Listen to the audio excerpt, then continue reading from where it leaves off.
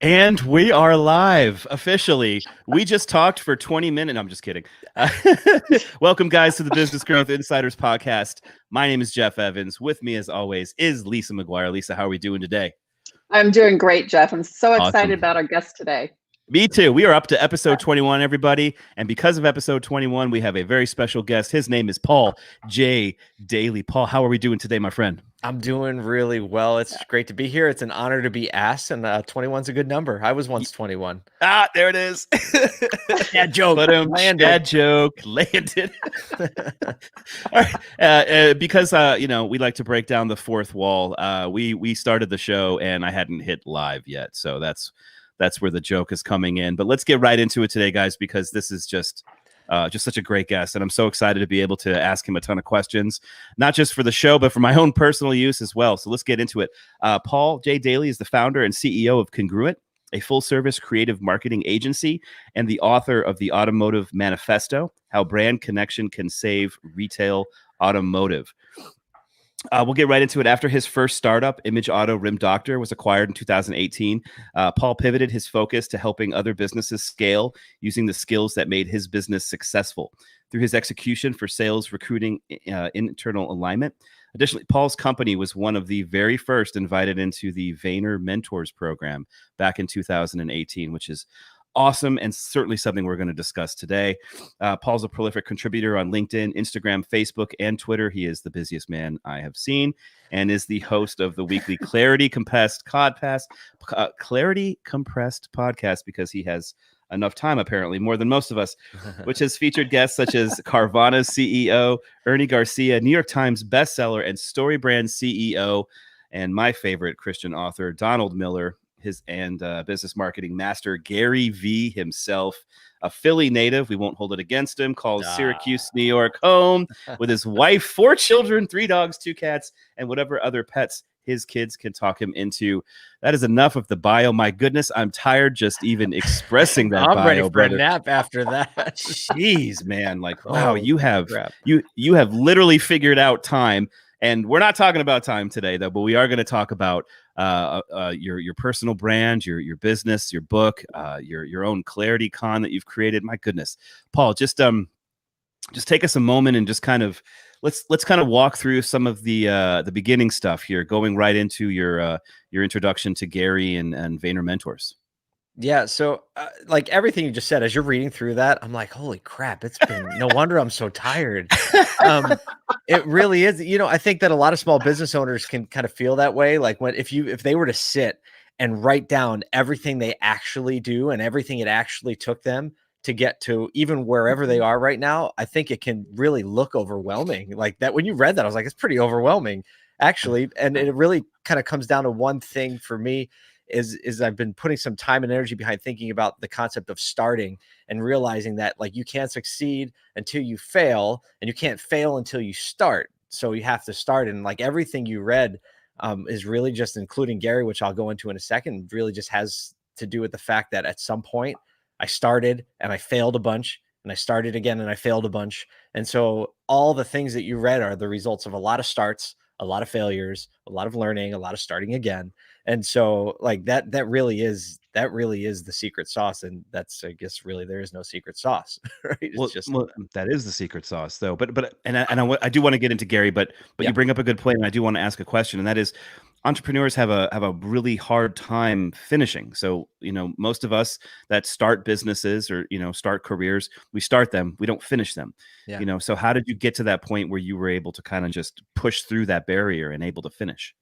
There are very few things in life that I think will ever finish.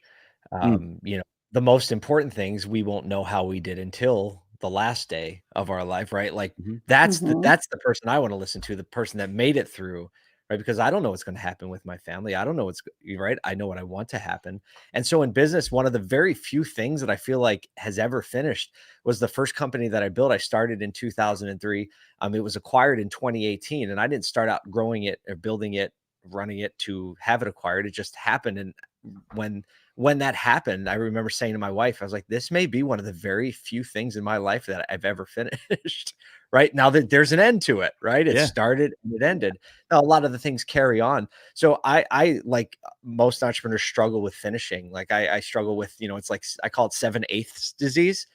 Like I get things to 7/8, right? It's that last eighth, right? If I can just finish it before I like pick up something else, it's very, very difficult. The things that I finished that, I mean, we can have a lot of things that I can go down a list of things that did get finished, like little goals, but I can really attribute any of those to literally writing down the goal. Very simple tactic. Michael Hyatt talks about it all the time. Literally writing down. If you write it down, you're so much more likely to finish it. If you give yourself a deadline, you're so much more likely to finish it. And so anything that I finish, when I don't write down a goal, and there's a zillion things in my life right now that I haven't done that with, which is why they're not finished. Wow.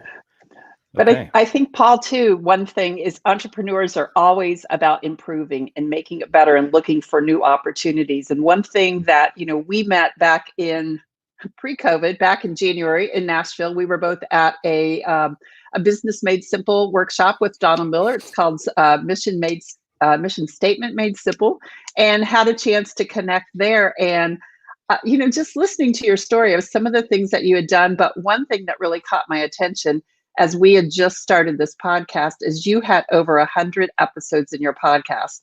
And I thought, how does someone have that much to talk about in over 100 episodes? But one thing you've done is you've really been very intentional about connections. And that is one thing that really impressed me.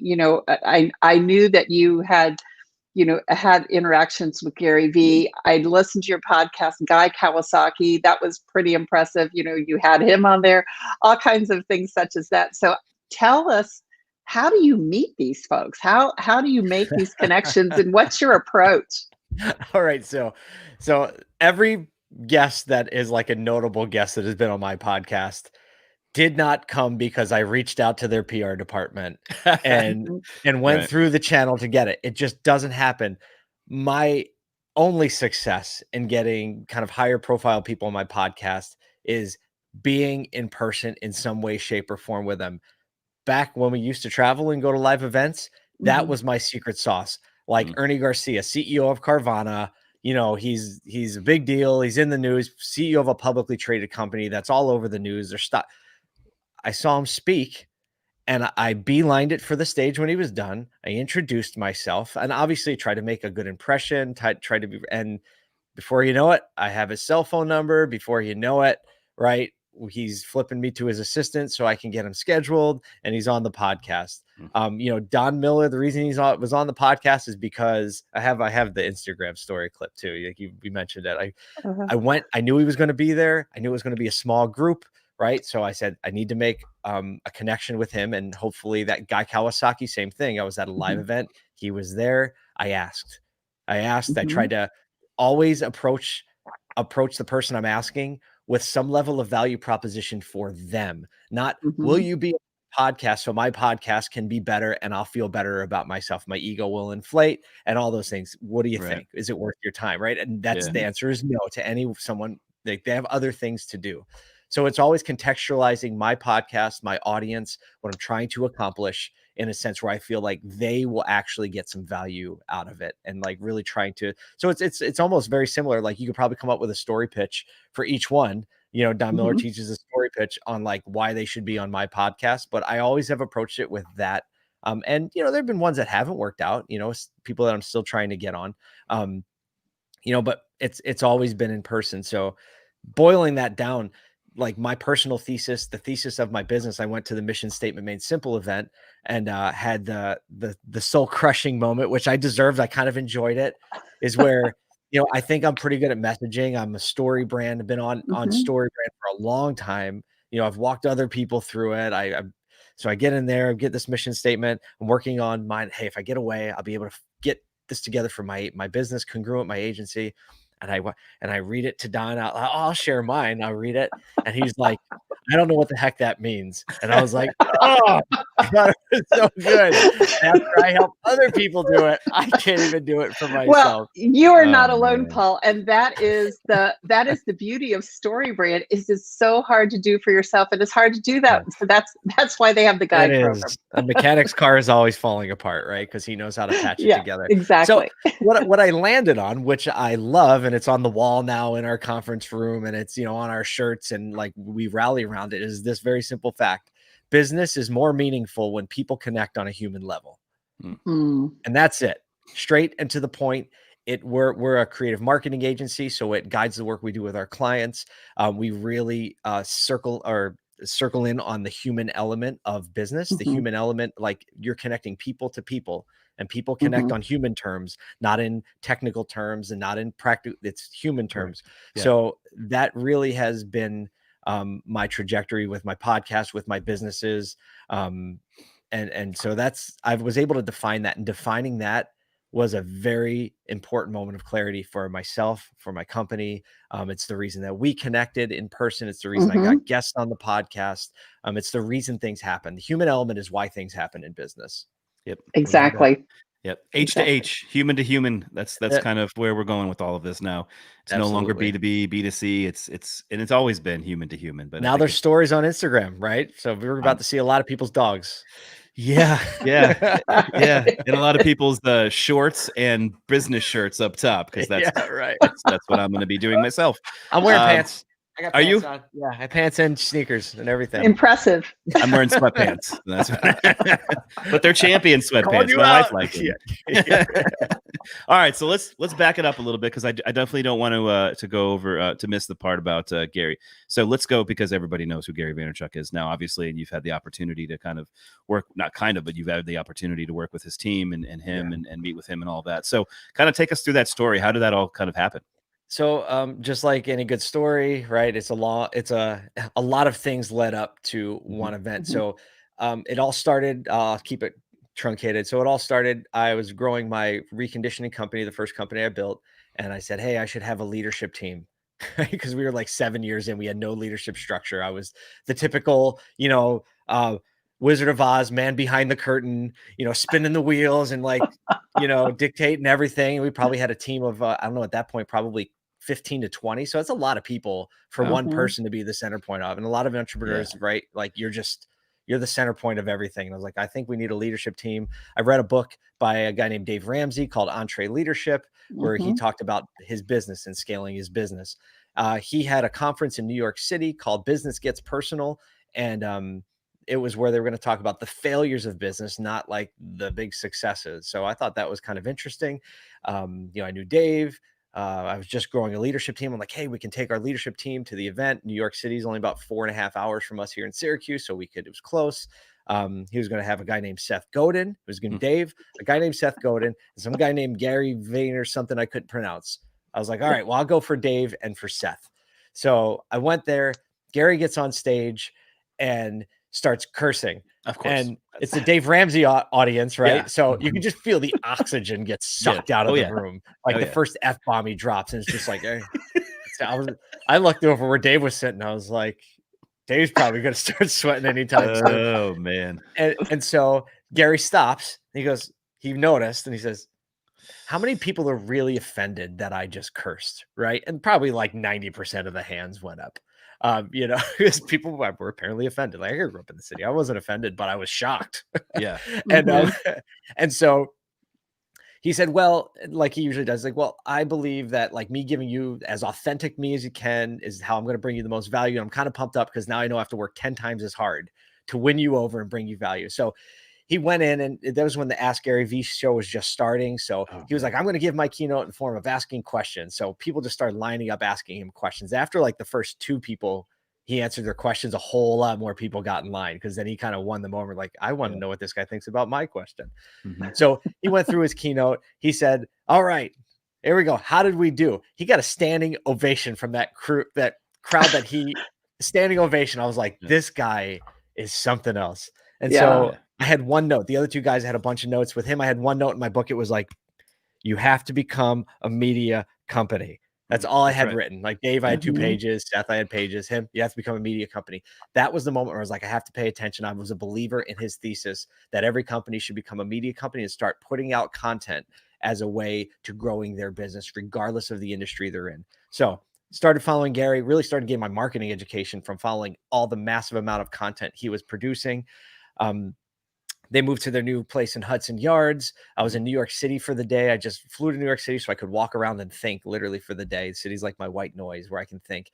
And they just moved. I was like, you know what? I'm going to go check it out. So I went there. I went to the security desk, pretended I belonged there, and said, oh, I'm going to VaynerMedia 25. And he gave me a pass that I could get on the elevator. I was like, holy crap. So I went up the elevator and with a bunch of employees, and I walked in. And there was no like welcome area. I was just like in their office and there were people working and I'd seen it on, YouTube. And I was just like, now what do I do? Exactly. Now I think I'm just going to take a picture and leave. So that's literally what I did. I took a picture and I left. But either way, the next thing that he offered was what was it called? It was called 4Ds, Daily Digital Deep Dive is what they called it. And you could pay $10,000 to spend one day at VaynerMedia with his executive team. You got 1 hour with Gary with a group of about another 15 people. And I talked to my wife and I was like, oh my gosh. It's like, this seems like a pretty great opportunity to get in the room with and she's like, $10,000 was all the money for us at that point, especially. Right. Yeah. And I was like, what do you think? She's so supportive. She was like, do you really think that it's going to help us like grow the business and make that back? I was like, I do. So she said, okay. And I swiped our American Express card and a charge came through for $10,000. And I was like, oh, and I didn't get anything back. Like no welcome email, no like agenda, right? I didn't get anything. He just literally announced it on like, I don't know, like an Instagram thing. And I was like, I'm in, right? Talked to my wife. And like, so I went to that, met a bunch of executives on his team, learned a ton, got to spend a little bit of time with Gary and ask my question, right? I have that on film. I should pull that up. And so, but I made relationships. That's where I met Claude Silver for the first time. I reached out to her separately. She gave me what was going to be 10 minutes of her time. We talked for an hour. That's where this principle of clarity came up the day before that. I'm trying to go faster. And then Gary had another event about a year later called Agent 2021. It was a live event he had in Miami in Dolphin Stadium. So I went to that. I knew some people, some of his executives, because I met them so I had people to talk to and sit with. Before you know it, somebody else came and sat at the table. We were talking business and life. And I was like, oh, what do you do? And he said, well, my name's James Orsini. I'm the COO of VaynerMedia. So, okay. So like, then I made a social media post when we were done of a picture I took with him and some of the other people, tagged them, got on their radar a little more. James emailed me about 2 weeks later, said, hey, we're launching a new program called Vayner Mentors. We want some companies in before we announce it. I think your company, you have the DNA we're looking for. I think you should apply. So I applied, 90 other companies applied. They picked 3. We were one of them. So the day I got a text message from Gary's assistant, Tyler, saying, hey, Gary, I'd like to talk to you at 3. Like I knew it was because we were going to get accepted. Literally 10 o'clock that morning. Like, so I was Gary at 3. It was like 9 when I got the text message. At 10 o'clock, I got a phone call from the CEO of the company that ended up acquiring my company, just saying, hey, we've been noticing what you're doing. And, after a lot of compliments said, I think there's maybe explore a way where maybe we can work together. I was like, what exactly does that mean? He says, well, we would like to buy your company. So that was all like one day. So that's how I ended up in Vayner Mentors. So, but that whole story spans like 5 years. Right. Yeah. Right. Yeah. And so like back to the principle of starting, it was like, well, I need to start going places and investing in my development and growth, and ding, ding, ding, ding, a lot of failures, but that's how. And I think that there's a really important part to that. And that is you networked a lot. And then you integrated old school networking with new school networking, which is your Instagram, Twitter, and Facebook. So you in social media in general. Point. So you were able to really kind of get to this higher level. I mean, your business speaks for itself, and so do you and your business acumen. But you were able to get these types of connections from all of that networking, from getting out there, from asking. I didn't start a digital agency until I was, told that I needed, or even got into an agency. My first agency, without having to ask. I had no experience. How do you get in? And right. A man that I met at a coffee shop that owned a coffee shop told me, he said, well, you won't get unless you ask, man. And I'm like, oh yeah, it's so, true. You go out, that's you so ask, true. It's a fearful thing to ask. Like there's a lot of, I mean, some people are just introverts by nature. Like I benchmark when I take a Myers-Briggs, I'm an introvert, believe it or not, because I get exhausted by group. I get excited by a group of people. You drop me in a room and I love meeting people. I'm natural at it. I'm good at it. I really care about people. But after that, like, I just want to be alone. It takes it to recharge. It does. It does. I heard somebody say recently is the best illustration I've ever heard about introverts, extroverts. They said introverts wake up with 5 coins.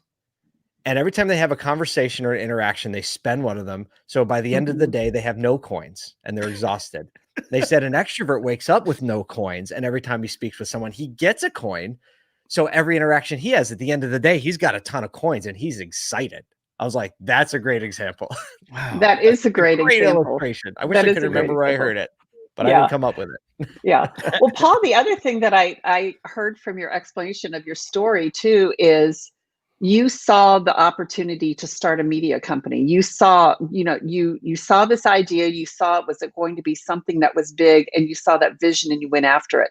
And a lot of times I think entrepreneurs know where they want to go, or just kind of maybe a goal down at the end of the line, but they don't know how to get there.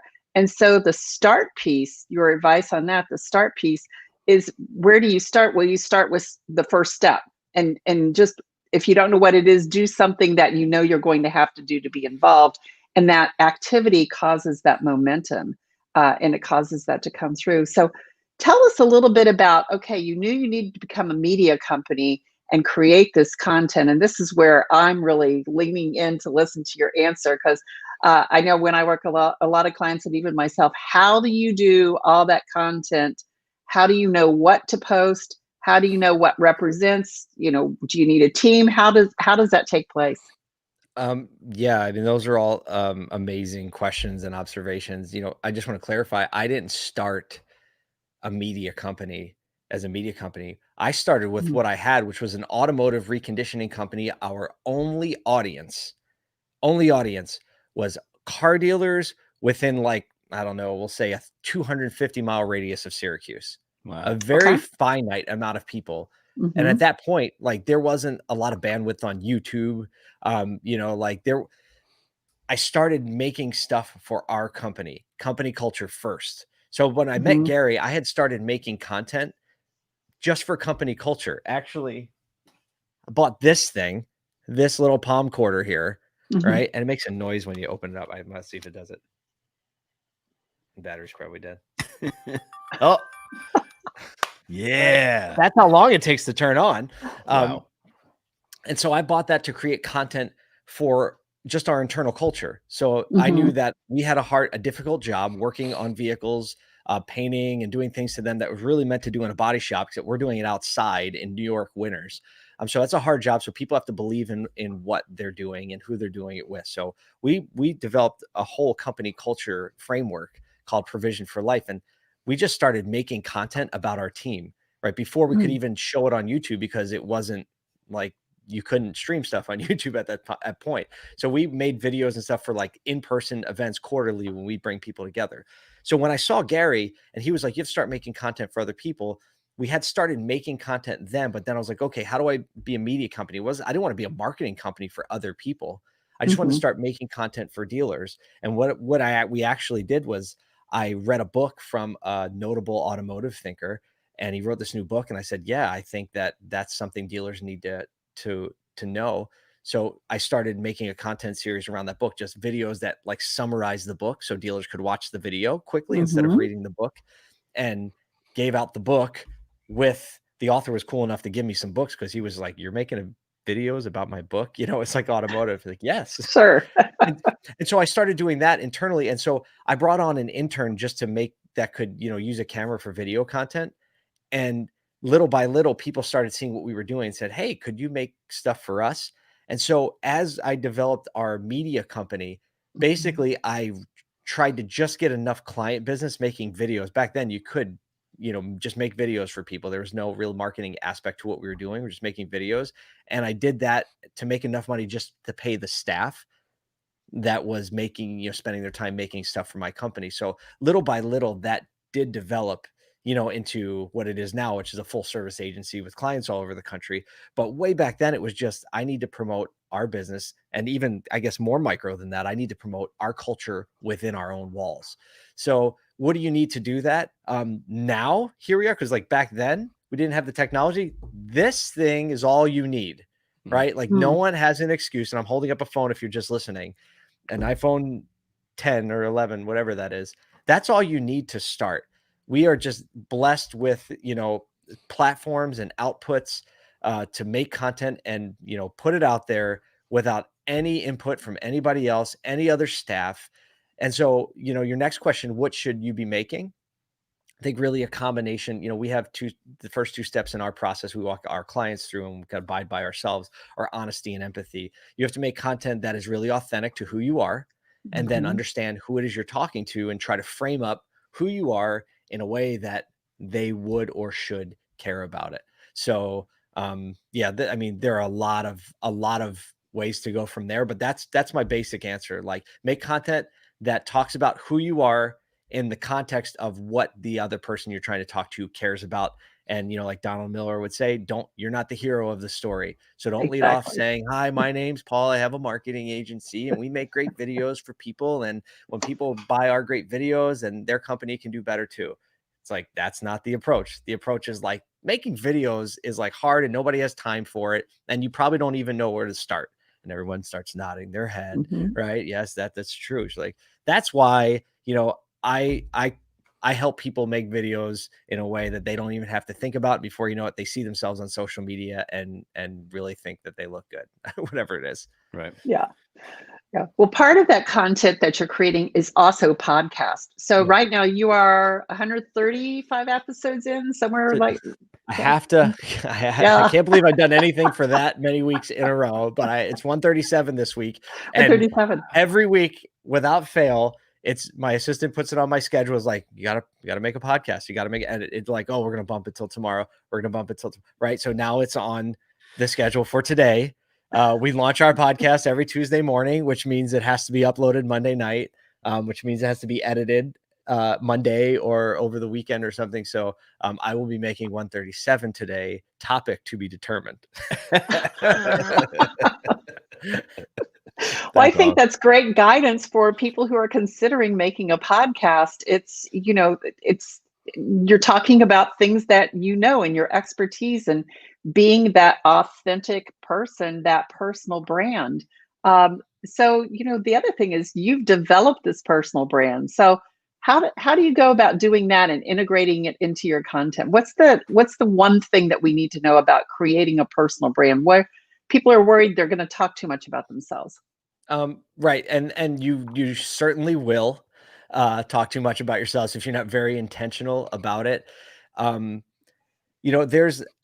feel like there's definitely a critical mass that happens that once enough people connect with you around what you believe and some similar beliefs and similar experiences, then you can flip this. It flips a little bit to the point where people want to hear your perspective, and want to hear a little bit more about you, but that's never in the beginning, right? In the beginning, it's sometimes talking about yourself is the easiest thing to do. In sales, they say, hey, get them talking about themselves and they'll talk your ear off, right? Well, that's fine. If you're selling someone something, you get them talking, like that's great, but that doesn't apply when you're making a podcast that you're asking for someone's most valuable asset, which is is their attention, right? Their attention, right? Because it's their time. And we divvy out our time in micro increments on this as we scroll up and down right on our phone. We divvy it out in like 2-second increments. And if I'm going to watch it for 4 seconds, that first 2 seconds is going to make me do it. And then the next 5 gives me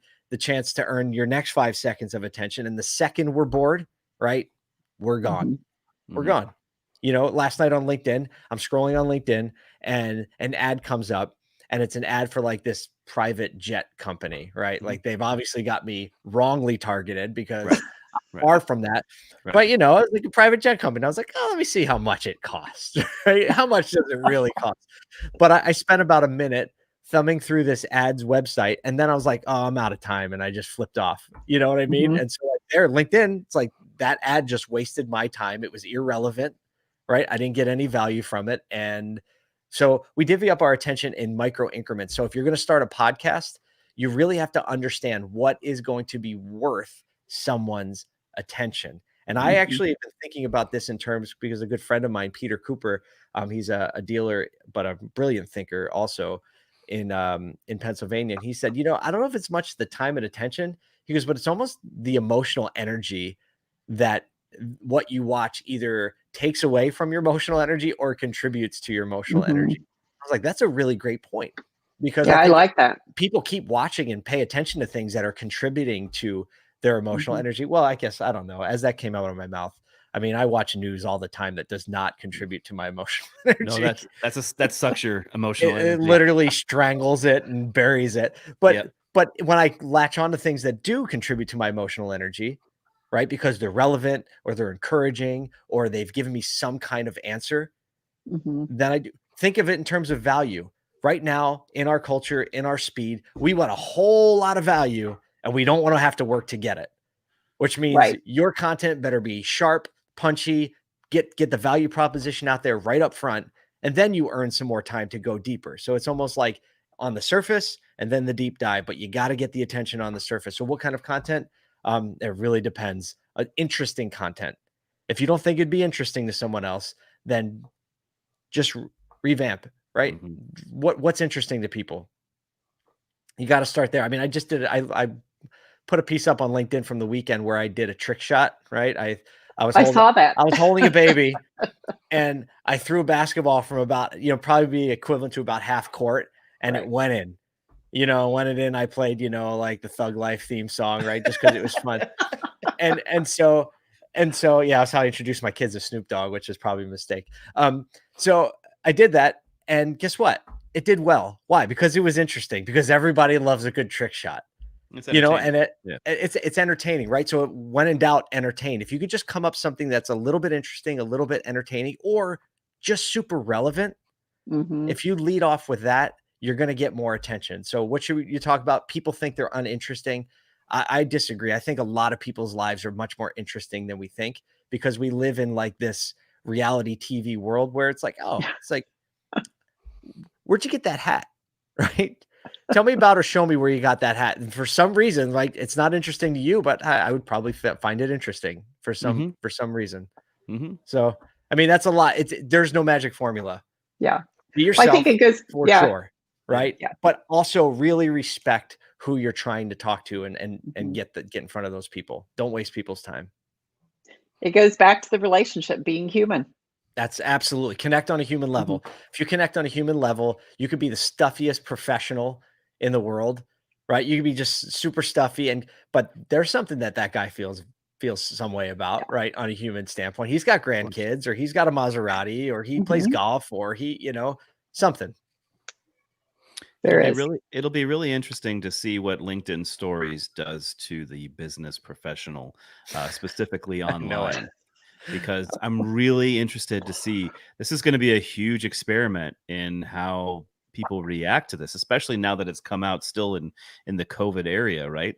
I'm so intrigued. Like, how much are people going to actually express of themselves and show behind the curtain, comparatively to what's going to be pre-produced and look too polished for me to care about? A lot more, I bet.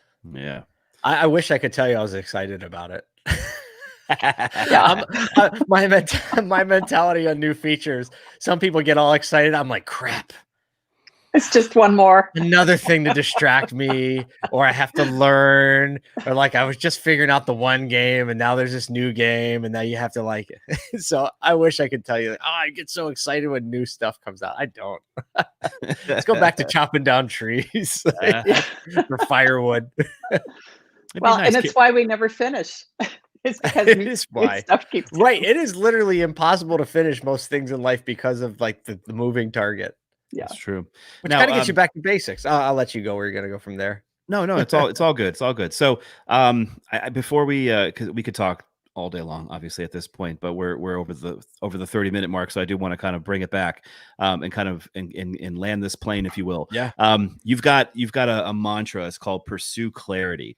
So I really want to make sure that people understand, what that means. It's on your personal brand website, which obviously we're going to push people to pauljdaly.com. It's a great site, really great looking site, by the way. And I design them, develop them myself. So awesome. it's Thanks. sweet. So talk about Pursue Clarity. What exactly, where did this come from? And what do our listeners need to get out of that? Yeah, so I'm big on things that I call reminders. Reminders could be camera's backward, Yeah. a visual piece.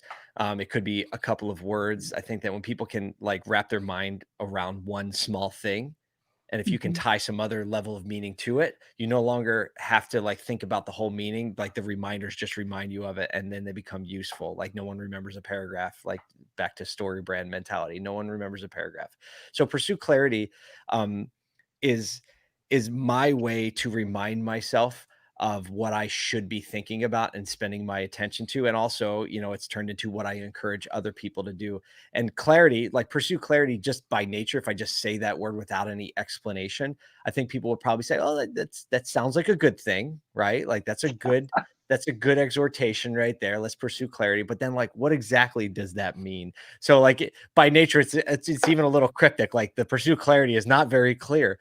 And so the way I've defined it is when you look at a map and you like, I use a mall as the example. So you're standing in front of the big map at the mall and you want to go to the Apple store, but you just walked in some random entrance because that's where there was a parking spot, and you see this map and you can like, hey, right, Apple, there's the Apple store.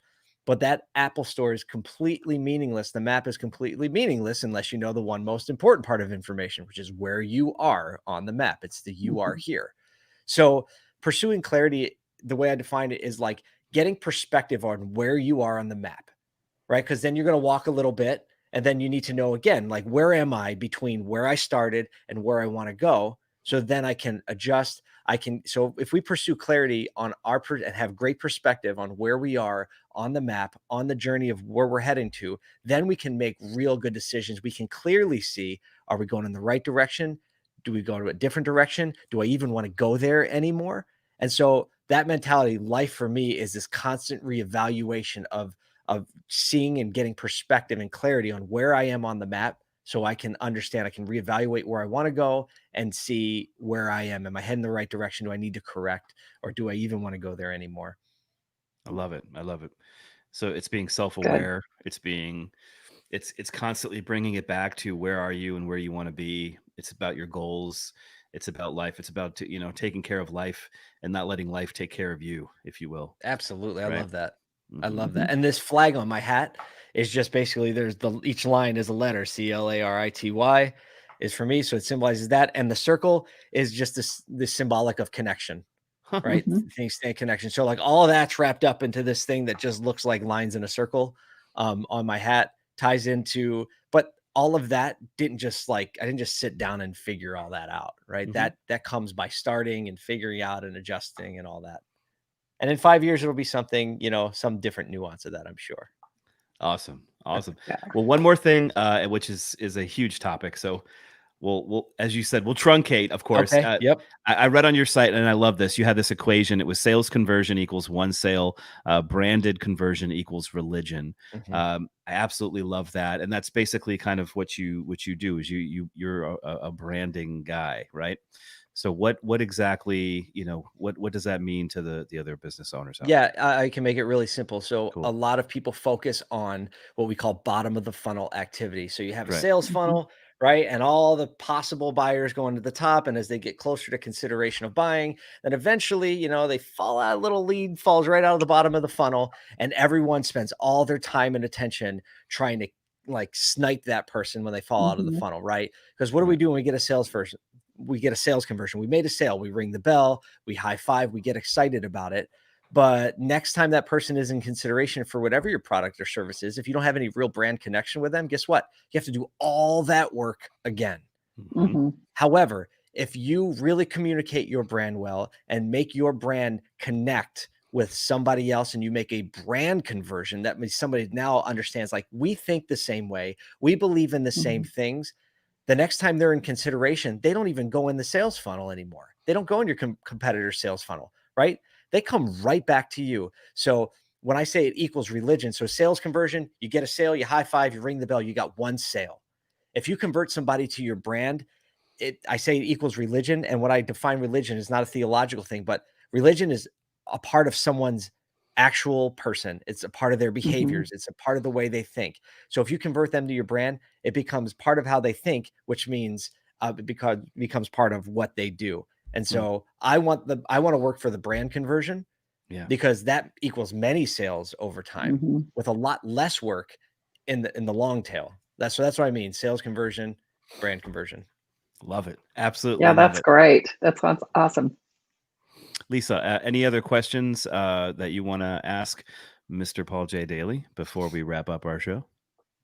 Yeah, I just, advice to a small business owner who's getting ready to go down that path of creating content. What is the one piece of advice you would give them? It's going to sound like a plug, but it's not, because I'm not benefiting financially anyway from this. The most neglected part of marketing that I think most people overlook is getting their messaging right.